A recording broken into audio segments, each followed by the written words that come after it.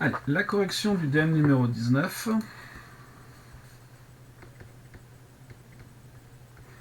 Un DM de proba sur les variables aléatoires, donc il est question de vaccination, enfin bon, c'est un peu un prétexte pour mettre juste ça dans le contexte actuel. Voilà, donc il y a un médecin qui doit appeler des personnes, n personnes distinctes, et pour ça, il va les appeler 2 fois. Donc, à chaque appel, il y a une probabilité P d'obtenir son correspondant et 1 moins P de ne pas l'obtenir. Donc, on va noter grand X le nombre de correspondants que le médecin a effectivement obtenu après un seul appel. Et ensuite, on va noter grand Y le nombre de correspondants joints à la seconde tentative. Et pour finir, on va noter grand Z égale grand X plus grand Y, c'est-à-dire le nombre de patients finalement joints globalement lors de ces 2 séries de tentatives. Première question. Donner la loi de X, son espérance et sa variance. Clairement, X compte le nombre de succès. Qu'est-ce que c'est qu'un succès ? Eh bien, le patient est joint au téléphone.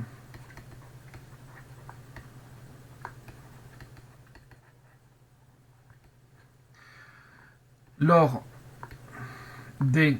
il y a n patients en tout, donc des n répétitions successives et indépendantes. Parce que bien sûr, les patients... pas de raison que le fait qu'ils répondent soit lié l'un à l'autre. 2, donc cette preuve de Bernoulli.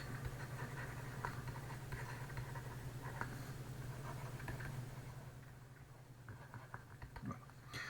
Donc, eh bien, X, comme il y a une répétition dans les mêmes conditions, de façon indépendante d'une certaine épreuve de Bernoulli, eh bien, X va suivre la loi binomiale, dont les paramètres sont le nombre de répétitions qui vaut n et la probabilité du succès.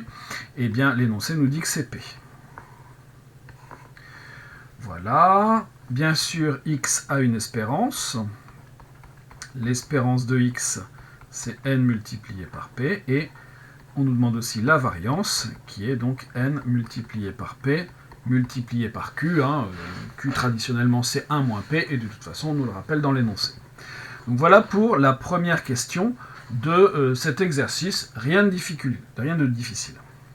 Deuxième question, déterminer Z de oméga. Donc Z, on a dit que c'est le nombre de personnes jointes au cours des 2 séries d'appels.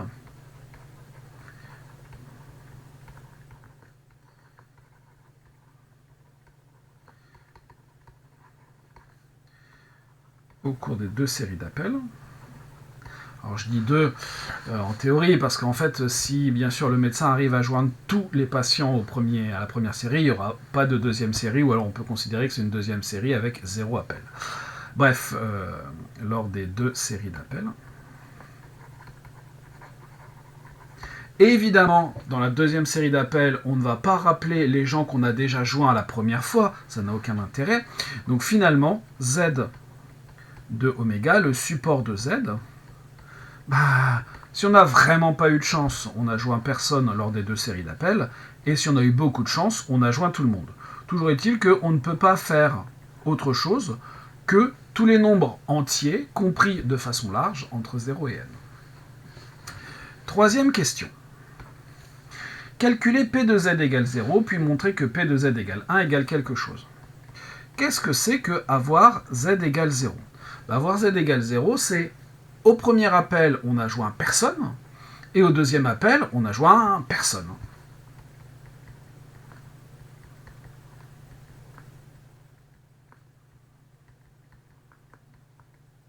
Voilà. Bien sûr, X égale 0 et Y égale 0, ici, sont indépendants. Donc on aura la probabilité que X soit égal à 0 multipliée par la probabilité que Y soit égal à 0 par indépendance.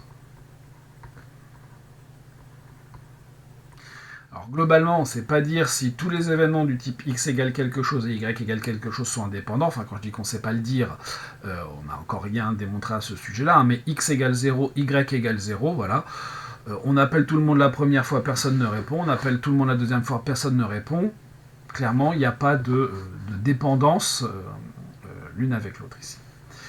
Donc probabilité que x soit égal à 0, eh bien, qu'est-ce que vous avez là-dedans?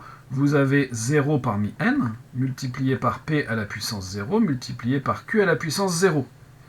Et puis comme de toute façon, dans la deuxième tentative, on va répéter exactement la même chose qu'à la première, que j'ai 0 personnes au premier et 0 personnes au deuxième dans ces conditions, hein, puisqu'on est exactement dans les mêmes conditions, je fais une tentative auprès de n personnes au premier, à la première série d'appels. La deuxième série d'appels, j'ai aussi n personnes à appeler, je suis exactement dans les mêmes conditions, donc je vais avoir pour y égale 0 la même probabilité que x égale 0, c'est-à-dire 0 parmi n, multiplié par p puissance 0, multiplié... Alors ici j'ai marqué q puissance 0, non, hein, c'est q puissance n bien sûr, multiplié par q puissance n. 0 parmi n'importe quoi, ça vaut 1, p puissance 0, ça vaut 1, et vous avez q à la puissance n multiplié par q à la puissance n, c'est-à-dire q à la puissance 2n. La probabilité que z soit égal à 0 est égale à q puissance 2n. Voilà pour z égale 0. Ensuite, z égale 1, ça va être un petit peu plus compliqué. Pourquoi ? Parce que si au cours des deux séries d'appels, vous avez eu une seule personne qui a répondu, qu'est-ce que ça veut dire? Soit vous avez eu une personne qui a répondu au premier appel, à la première série d'appels, soit vous avez une personne qui a répondu à la deuxième série d'appels. Donc vous allez avoir ici x égale 1, et dans ce cas-là, vous avez conjointement y égale 0, vous avez une personne qui a répondu lors de la première série et 0 personne qui a répondu à la deuxième série, ou alors c'est le contraire. Personne n'a répondu à la première série et une personne a répondu à la deuxième série. Bien sûr, clairement, les deux événements, donc x égale 1 et y égale 0, et l'événement x égale 0 et y égale 1 sont incompatibles. Donc vous avez ici la probabilité que x soit égal à 1 et que y égale 0, plus la probabilité que x soit égal à 0 et que y soit égal à 1 par incompatibilité.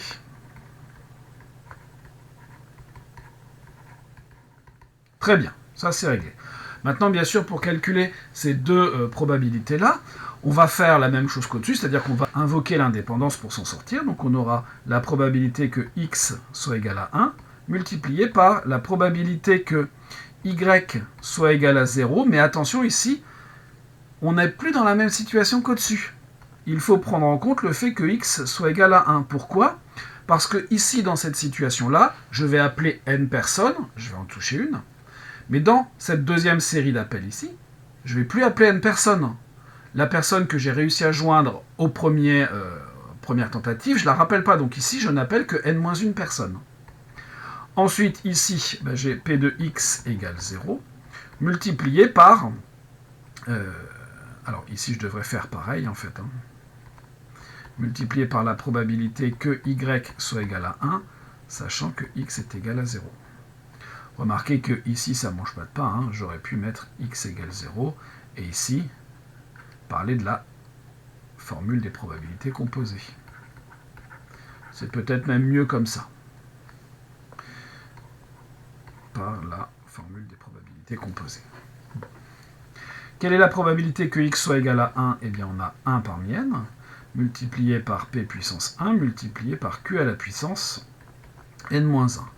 Et ensuite, ici, eh bien, c'est pareil, je vais rappeler les choses, mais attention, je dois avoir 0 succès parmi n-1 tentative.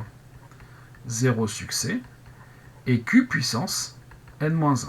Plus p de x égale 0, on l'a déjà au-dessus, 0 parmi n, multiplié par donc p puissance 0, q puissance n, multiplié par, cette fois, comme je n'ai réussi à joindre personne à la première série d'appels, eh bien, je retente la deuxième série, n coups de fil. Donc j'ai 1 parmi n, multiplié par p puissance 1, je dois avoir un succès au deuxième coup, multiplié par Q puissance N-1, hein, je dois avoir N-1, voilà. Et donc ici c'était P puissance, non c'est bien, N-1 ça marche, faut faire attention. Ensuite, je termine mon travail bien sûr. 1 parmi N, ça vaut N, P, Q puissance N-1, 0 parmi n'importe quoi, ça vaut 1, P puissance 0, remultiplié par Q puissance N-1, plus 0 parmi N, ça vaut 1, hein, Q puissance N, 1 parmi N, ça vaut N, P, Q puissance N-1. Bon. C'est ça. Remarquez que j'ai Q puissance N-1, Q puissance N-1, et ici, j'ai presque Q puissance N-1. Donc ici, je vais faire N, P, Q puissance N-1 multiplié par Q puissance N-1, plus, celui-là, je vais le transformer en disant que c'est Q multiplié par Q puissance N-1, multiplié par N, multiplié par P, multiplié par Q puissance N-1. Et évidemment, comme très souvent, il y a moyen d'aller plus vite. Hein. Mais voilà, pour que vous compreniez bien chaque calcul, je détaille. Ensuite, qu'est-ce que l'on peut mettre en facteur? Bien, en commun, on a N, on a P, on a 2 fois Q puissance N-1. On a N, on a P, on a 2 fois Q puissance N-1. Donc ça, je vais le mettre en facteur. NP, Q puissance N-1, multiplié une deuxième fois par Q puissance N-1, et tout ça, ça sera facteur de... Mais si une fois que j'ai retiré tout ça, il va me rester 1. Et là, dedans, il me reste Q. Et j'ai donc N, P. Les puissances de Q s'ajoutent, donc N plus N, 2N, 1 et 1, moins 1, moins 1, moins 2, donc 2N moins 2, multiplié par 1 moins Q. Et donc finalement, on a bien la probabilité que Z soit égal à 1, qui vaut N, P puissance 2N moins 2, facteur de 1 moins Q. Et voilà pour cette question 3. Question 4. K et H étant deux entiers naturels, pour quelle valeur de K et H a-t-on la probabilité que Y soit égal à H, sachant que X égale K qui vaut 0? Donc la probabilité que Y égale à H, sachant que X soit égal à K, vaut 0, si et seulement si. Si et seulement si, cet événement-là n'est pas possible. Quand est-ce que ça n'est pas possible? Eh bien tout simplement si la somme des deux est plus grande que N. K plus H, supérieur ou égal à N. Si K plus H, strictement supérieur à N, parce qu'on peut avoir exactement égal à N, mais si K plus H est strictement plus grand que N, ça veut dire que la somme du nombre de patients joints au premier et à la première et à la deuxième série de tentatives est plus grande que le nombre de patients à joindre globalement. Et ça, c'est pas possible. Remarquez que, on devra avoir ça, bien sûr, et si on veut aussi, K plus H strictement négatif. Voilà, ça c'est les deux qui ne sont pas possibles. En même temps, on nous dit que K et H sont deux entiers naturels, donc cette deuxième condition, elle est directement incluse. Voilà. Cinquième question. On choisit des entiers donc pour lesquels l'événement n'est pas impossible, c'est-à-dire pour lesquels K plus H est inférieur ou égal à N, et on nous demande de déterminer la probabilité, sachant que X est égal à K, de Y est égal à H. Alors pourquoi est-ce qu'on nous dit de considérer les entiers qui vont bien? Tout simplement pour dire que cet événement, il est possible. S'il n'est pas possible, la probabilité vaut 0, on a réglé le problème. Maintenant, si l'événement est possible, on va faire comme au-dessus. Quelle est la probabilité de réussir à joindre H personnes, sachant qu'à la première série de tentatives, on en a déjà joint K. Donc je vais avoir H succès parmi les N moins K qu'il me reste à essayer de joindre, multiplié par P à la puissance H, multiplié par Q à la puissance N moins K moins H. Voilà ce que l'on obtient. C'est une espèce de loi binomiale. Question 6. Démontrer que pour toute L appartenant à Z de oméga, P de Z égale L égale ce qu'il faut. On se donne L appartenant à Z de oméga. Okay. Quelle est la probabilité que Z soit égal à L? Eh bien, pour avoir Z égal à L, il faut que, bien sûr, le nombre de patients joints à la première série d'appels et à la deuxième série d'appels soit en tout égal à L. Et donc, pour calculer ce P de Z égale L, je vais utiliser la formule des probabilités totales. Comment je vais faire ça? Eh bien, tout simplement, je vais dire que la famille d'événements du type X égale K, où K est dans l'intervalle, je ne sais pas trop comment appeler cette chose-là, finalement c'est comme un intervalle d'entier, avec K dans 0n, est un système complet d'événements. C'est le système complet d'événements lié à la variable aléatoire X. Donc d'après la formule des probabilités totales, alors que dans une copie de concours, vous écririez intégralement formule des probabilités totales, système complet d'événements, et ainsi de suite, eh bien P de Z égale L, c'est la somme pour K allant de 0 à N, de quoi? Eh bien, des P de X égale K, et, bien sûr, Y est égal à quoi? Eh bien, est égal à N, pardon, non pas N, en tout j'en ai L, L moins K. Donc ça, c'est ce que l'on a a priori. Sauf que, si jamais K est trop grand, c'est-à-dire que si K dépasse L, eh bien la probabilité d'avoir X égale à K, elle vaut 0. Vous ne pouvez pas avoir plus de patients joints à la première série d'appels que de patients joints au total. Donc, la probabilité que Z soit égale à L est égale à la somme pour K allant de 0 à L, puisque au-dessus, la probabilité qui est ici vaudra 0. Et même, on peut même aller plus loin, on peut même dire tout simplement ici que cet événement-là est vide. Donc la probabilité, ce sera donc la probabilité d'avoir X égale K, et Y est égal à L moins K. Remarquez que, en fait, lorsque K est plus grand que L, les deux événements ici sont vides, parce qu'on ne peut pas avoir X qui soit plus grand que le nombre de patients jouant au total, et dans le même temps, en fait, eh bien, vous ne pouvez pas non plus avoir ici Y qui serait négatif.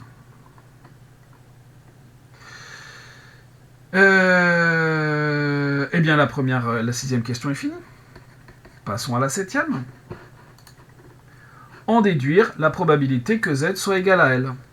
Eh bien, la probabilité que Z soit égal à L sera égale, par la formule des probabilités composées, à la somme pour K allant de 0 à L, des P de X égale K, multiplié par P de Y égale L moins K, sachant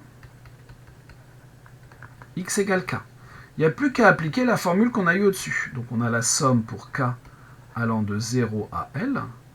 Ici, vous avez donc K parmi N, multiplié par P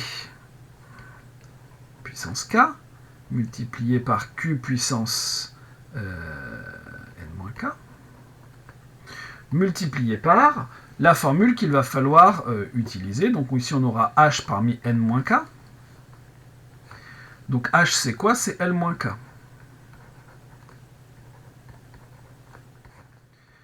Voilà, multiplié par P puissance H, donc P puissance L-K, multiplié par Q puissance N-K moins H, multiplié par Q puissance N-K moins L-K.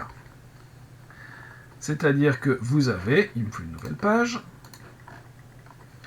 vous avez ici la somme pour K allant de 0 à L, de quoi? Alors je vais tout regrouper, donc les K parmi N multipliés par les L-K parmi N-K, multiplié par P puissance K multiplié par P puissance L-K, vous allez avoir P puissance L.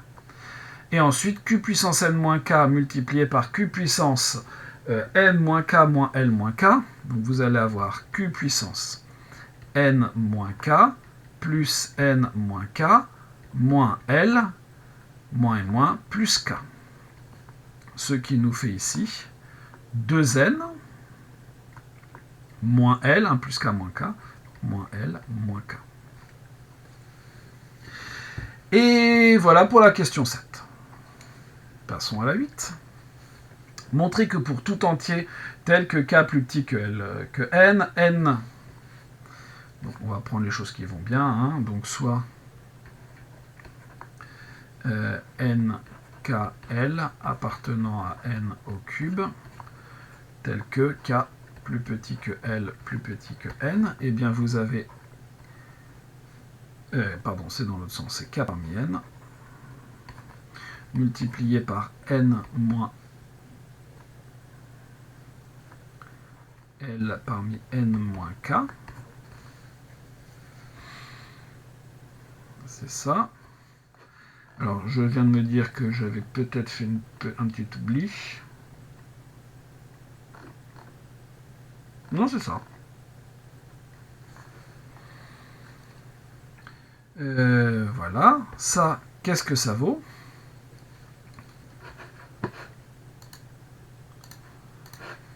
Ça vaut, ça vaut, ça vaut.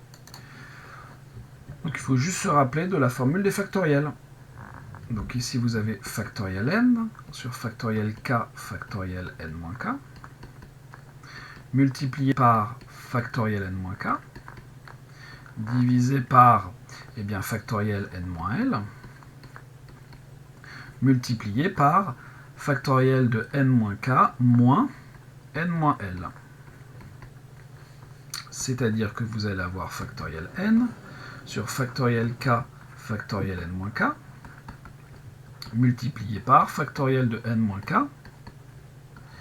divisé par factoriel de n moins l, et là-dedans vous allez avoir n moins n qui vont s'en aller, moins et moins plus, factoriel de l moins k.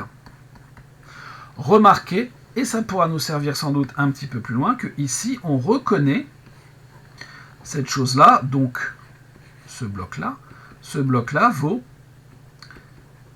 donc L moins K parmi N moins K. Bon. Voilà. J'aurais dû le marquer ici. Hop, ça. Ça, hop, c'est la même chose que ça. Donc on va continuer le travail. N moins K, N moins K. Et donc on a factoriel N sur factoriel K, factoriel N moins L, factoriel L moins K. Il y en a beaucoup, mais je vais multiplier le numérateur par factoriel de L et le dénominateur aussi. Pourquoi? Parce qu'après je vais redécouper les choses légèrement différemment. Donc je vais avoir factoriel N sur factoriel L factoriel N moins L, multiplié par, donc il me reste ici factoriel L, il me reste le factoriel K, et le factoriel de L moins K. Et donc ici on reconnaît L parmi N, multiplié par, ici on reconnaît K parmi L. Et je crois que c'était l'objet de la question 8, c'est ça. On nous demande d'en déduire quelque chose sur P de Z égale L. Donc, la probabilité que Z soit égal à L, c'est la somme pour K allant de 0 à L, si je ne dis pas de bêtises, c'est ici, de K parmi N. Je remonte, L moins K parmi N moins K, multiplié par P puissance L, multiplié par Q puissance, il ne faut pas se tromper, 2N moins L moins K. Or, ce produit-là, on vient de l'écrire autrement. On vient de dire, juste à l'instant, que ce produit, c'était le même que L parmi N, multiplié par K parmi L, multiplié par P puissance L, multiplié par Q puissance 2N moins L moins K. Quel est l'intérêt d'écrire ça comme ça? L'intérêt, c'est que là-dedans, il y a des choses qui ne dépendent plus de K. Donc tout ce qui ne dépend pas de K, on peut le sortir de la somme par linéarité. Donc on aura ici L parmi N. Le P puissance L, il peut sortir. Et il va nous rester la somme pour k allant de 0 à L, des k parmi L, q puissance 2n moins L moins k.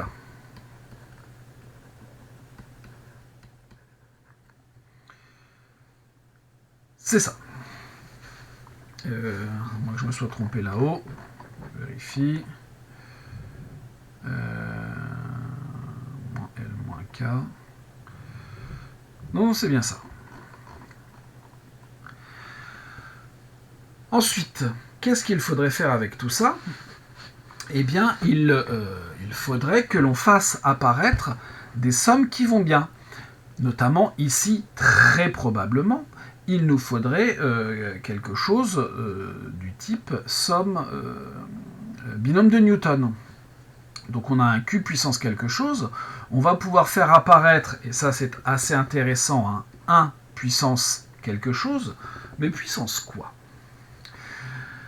Si on regarde bien là-dedans, vous allez avoir du moins L, du moins K, donc ça c'est assez intéressant, mais nous ce qu'on voudrait c'est avoir L moins K. Donc ce que je vais faire, c'est que je vais commencer par bricoler mon Q, de façon à déjà faire disparaître ce Q puissance 2n qui m'embête. Ensuite, je ne voudrais pas avoir moins L, mais je voudrais avoir plus L. Donc je vais rajouter 2L. Puis, bien sûr, comme je l'ai ajouté, je l'ai soustrait. Classique, on a l'habitude.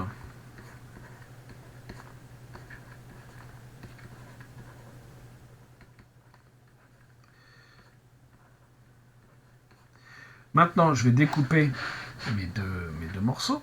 Donc, je vais avoir le Q puissance 2n moins 2L multiplié par Q puissance moins L plus 2L, L moins K. Et ce morceau-là, comme le reste, je le sors par linéarité.